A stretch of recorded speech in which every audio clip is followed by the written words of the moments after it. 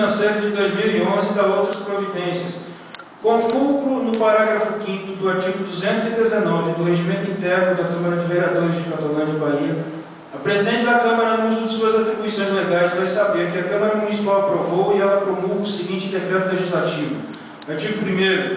Ficam rejeitadas as contas da Prefeitura Municipal de Catolândia, Bahia, referente ao exercício financeiro de 2011, constantes do processo TCM número 083272, do Tribunal de Contas dos Municípios da Bahia.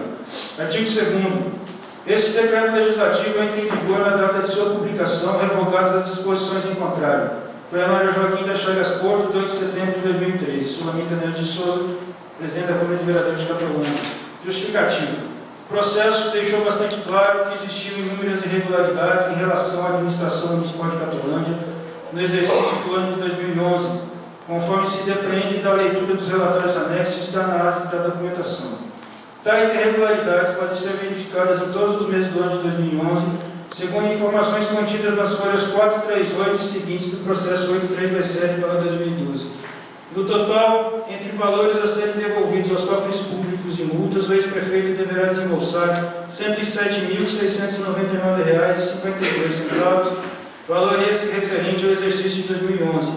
Enfim, as irregularidades foram muitas e fartamente comprovadas pelos relatórios e documentos que acompanham o processo de análise e também pelos processos à disposição para consulta no TCM em Barreiras. Assim, a rejeição das contas da Prefeitura Municipal de Catolândia relativas ao exercício financeiro de 2011 é a medida moral e legal mais adequada a ser adotada diante das inúmeras e injustificáveis irregularidades encontradas e comprovadas por documentação idônea e relatórios acostados aos autos do processo TCM número 8327/2012. Apresentamos, portanto, o presente projeto de decreto legislativo. Câmara Municipal de Vereadores de Catolândia, Bahia, 2 de setembro de 2013.